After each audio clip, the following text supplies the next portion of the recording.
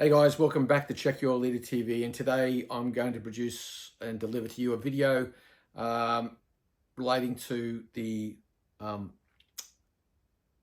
collaborative project that I've got going with Steve from Basement 1908.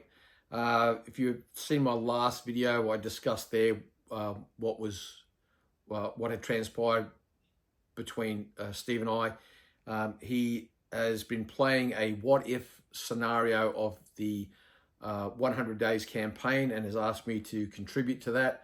And one of the things that I'm doing now is I'm just going to produce a narrative explaining the situation that has evolved tactically in this wargaming project.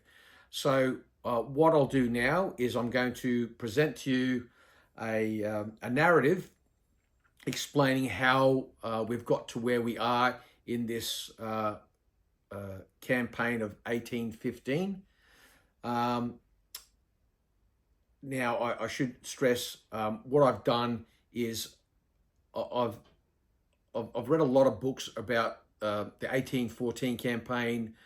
Matter of fact, all of Napoleon's campaigns, but I've always been particularly interested in the 1814 campaign and the 1815 100 Days campaign, also commonly referred to as the Waterloo campaign.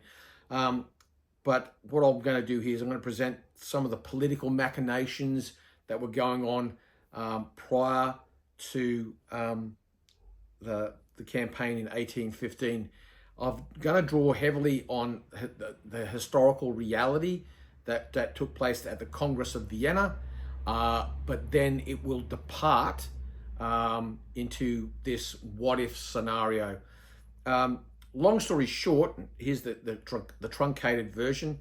In 1814, after Napoleon's abdication, a situation arose where war could have easily have broken out between one faction of the Congress of Vienna, that being the Russians and the Prussians, and another faction being the Austrians and maybe the French. And essentially, a lot of it was to do with tensions relating to how Saxony was to be dealt with, what was going to happen with Poland, that had been called the Grand Duchy of Warsaw, the demolition of the Confederation of the Rhine. There was also issues pertaining to what was going to happen in Italy, because you had Joachim Murat, who was obviously the brother-in-law of Napoleon. But the whole thing is quite interesting. I'll just give you one example. Eugene de Barras was Napoleon's stepson. He was married to a Bavarian princess.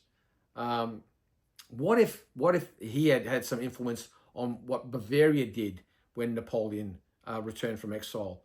What influence might have Napoleon had in relation to Saxony if resolutions hadn't been concluded in regards to the fate of that kingdom? What if Murat had been more successful in his fighting in Italy? So there's all these things that could have happened, all these what ifs. And what if instead of attacking through Charleroi in June of 1815, what if Napoleon had attacked further from the west? So all these things are going to play out, and that this will give some kind of historical context, narrative behind Steve's 1815 campaign. I'm going to try to refer to it now as the 1815 campaign, not to the 100 Days, because maybe Napoleon's return in this particular what if results in him not being back on the throne for approximately 100 days, but rather being re-established as the Emperor of the French. And maybe there won't be a battle at Waterloo. So it's not the Waterloo campaign either. So what we're going to do is I'm now going to explain the narrative behind this 1815 campaign, and I hope it'll help what's the word I'm looking for? Maybe it'll help people who are following the campaign that Steve's initiated, and it'll make it a little bit more interesting, knowing some of the machinations politically and some of the maneuvering strategically that leads to the tactical battles that'll be on the tabletops. So without further ado, let's talk about the Napoleon's 1815 campaign. What if? So what follows now from this point is a purely fictitious campaign based on an historical background. On the 6th of April 1814, Napoleon Bonaparte abdicated his throne and went into exile on the island of Elba. Since that day, the victorious powers had convened a congress in Vienna where they would discuss the future of Europe. Very quickly it became apparent that the spirit of unity that had held the Allies together in their war against Napoleon was evaporating. The Austrians were particularly concerned that Russia now might have far too much influence in Central and Western Europe. The Prussians, they wanted Saxony dismembered, and they wanted to take the lion's share of it. Tsar Alexander, for his part, was insistent that Poland would now become part of his domain. The Austrians perceived that there was a coalition of Russians and Prussians forming against them. With Russia taking Poland and Prussia taking Saxony, this would leave Austria in a precarious position, one that they could not tolerate.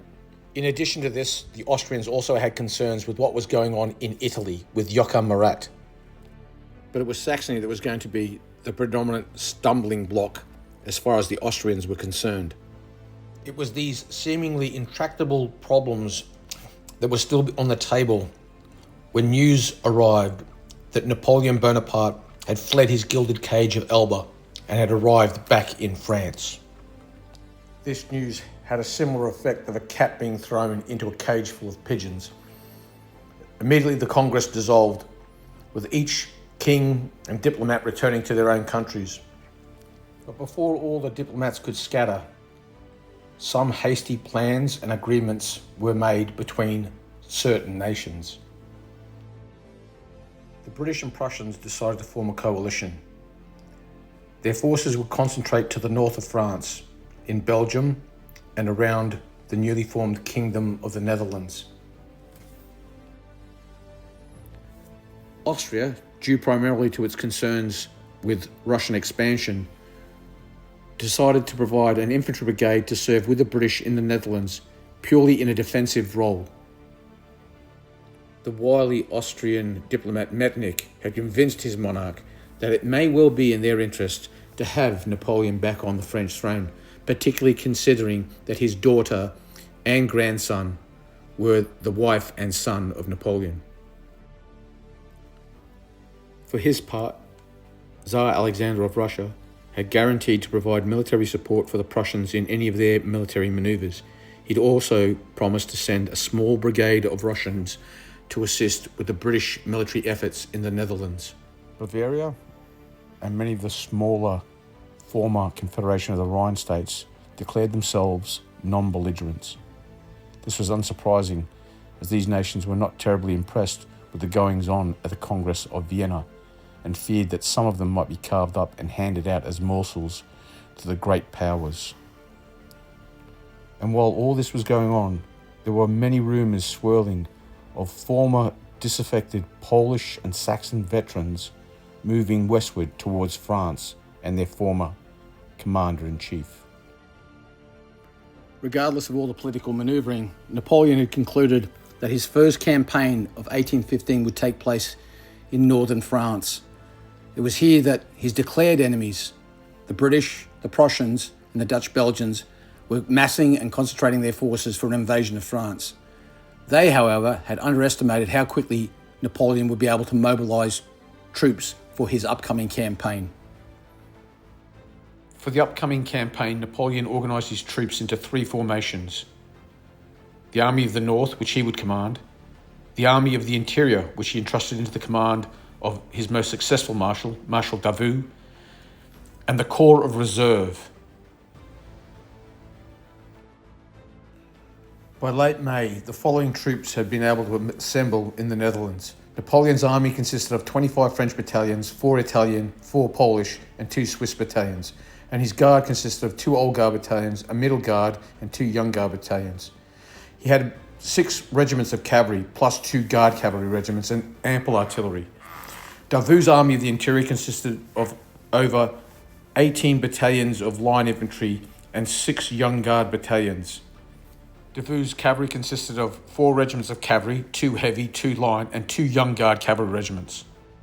His army also had 4 batteries of artillery and 2 guard batteries to bolster them. Wellington's forces consisted of the following troops: 30 British and Hanoverian battalions, 5 Russian Volunteer Legion, 2 Austrian Volunteer Legion, and 3 Prussian battalions. The cavalry consisted of 6 regiments of cavalry, and he had 5 artillery batteries.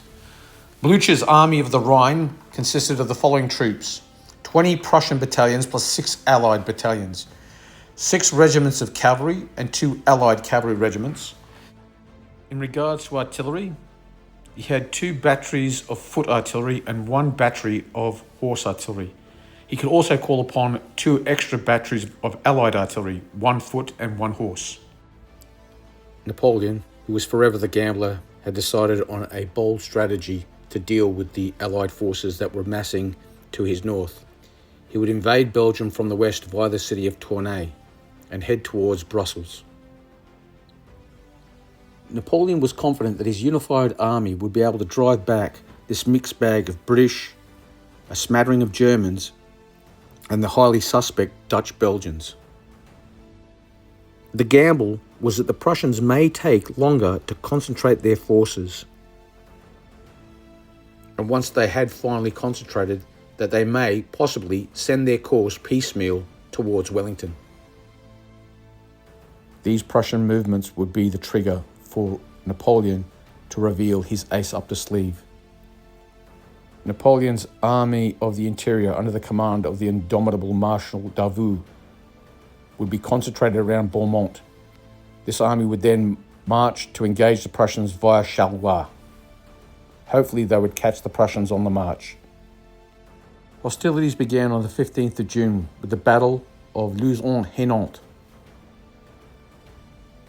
On the 16th of June was the Battle of Ath. These 2 French victories were followed up by the twin battles on the 17th of June, the rearguard at Enghien and the Battle of Enghien.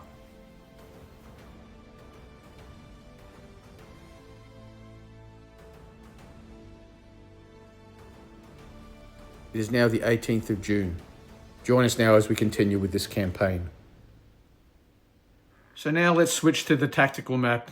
Like I said, it's the 18th of June, 1815 in this alternate what-if campaign. Here we have Wellington's army. It's been driven back towards the village of Hal, and then they're falling back on Brussels.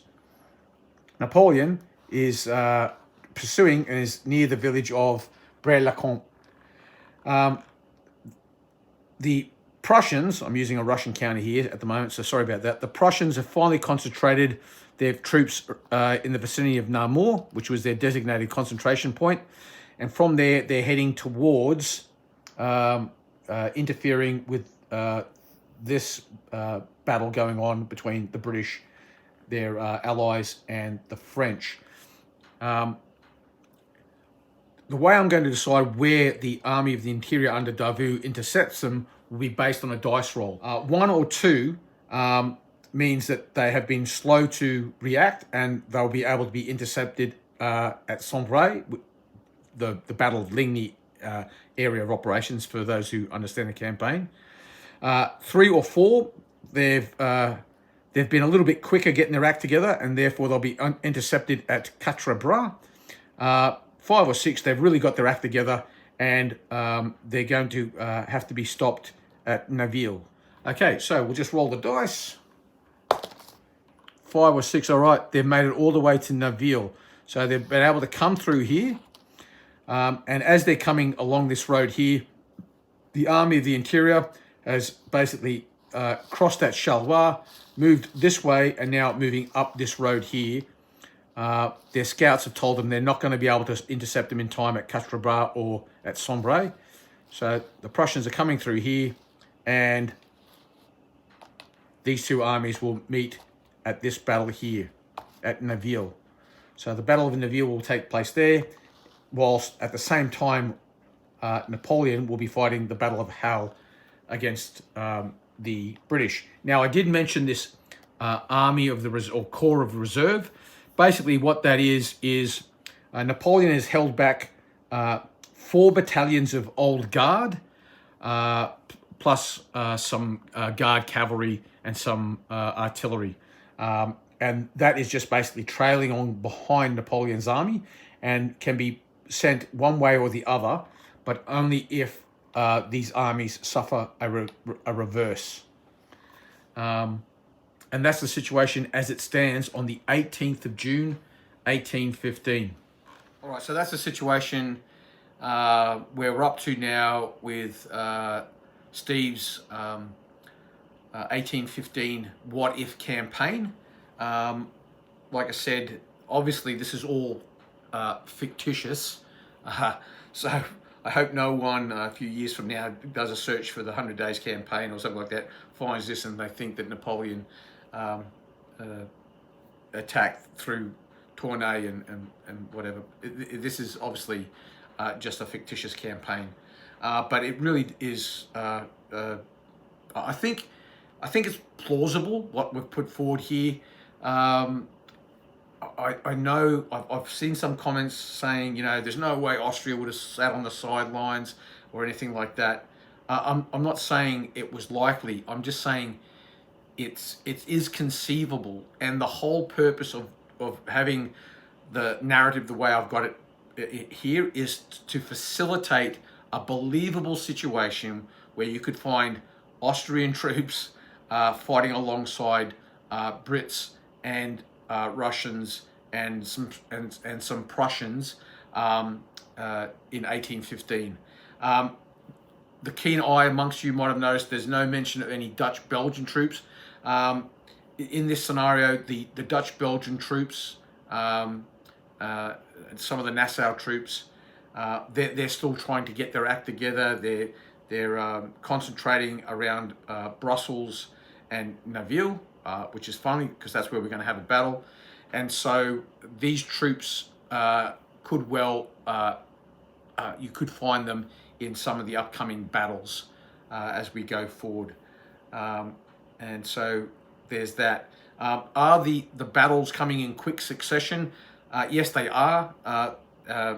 Basically, you'll notice that the battles from the initial crossing into Belgium by Napoleon's Army of the North in this campaign, you've had a battle on the 15th, you've had a battle on the 16th, two twin battles on the 17th. So these are just one battle rolling into the next. And I make no apologies to that because of the very small area that the campaign is being fought in.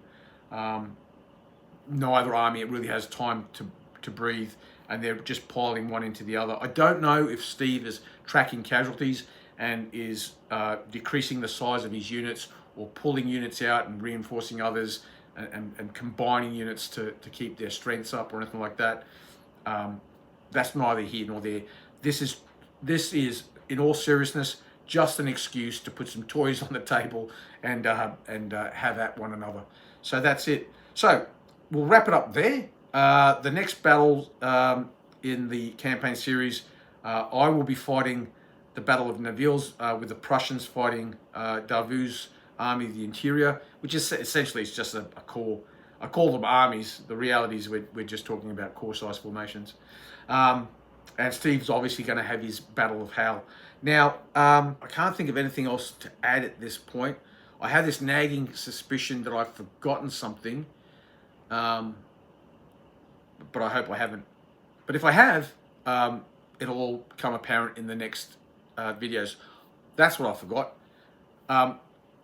Go to Basement 1908. Okay, that's Steve's channel, to see the battle reports of the previous engagements if you want to see them, and I recommend that you do. All right, but you could just obviously take it from me. Those were the battles that were fought, and those were the results. Basically a string of French victories. But if you're here, it's obviously because you like watching war games on YouTube or on the internet. And so I would recommend you go to Basement 1908 and have a look at those battles. Steve's battles, just like mine, there are sometimes mistakes made rules-wise in regards to the rules. But look, no matter who's running a game, no matter how many games you've played, there's always going to be something that's missed. And I, as far as I'm concerned, I just chalk that up to a battlefield aberration. These things happen. Sometimes you get wacky results in combat, and that's just the way it is. I and I know Steve, we both try to play the battles in as strict accordance with the rules as we possibly can, but we are just mere mortals and we will make mistakes. So we'll leave it there. We'll wrap it up. Again, check out Basement 1908. Like, share, and subscribe over there. Like, share, and subscribe over here. And if you've got any comments or anything you want to see, or any suggestions, any strategic suggestions, please, by all means, share them, because in all probability, if I see something and it makes even half any remotely good sense, I'm going to do it, because I'm just playing the hand of God, essentially moving troops around on a table. I'm not favouring one side or the other. I just want to put some troops on the table, have some battles, and because there's another game of playing battles that are in the same area of operation, we can have some kind of collegial goings-on where maybe a brigade gets sent from my corps, and maybe a brigade gets sent from his, and so on and so forth. It's all just shits and giggles. But anyway, I'm going to wrap it up there, and I'll catch you on the next one. Yuba Kuwait.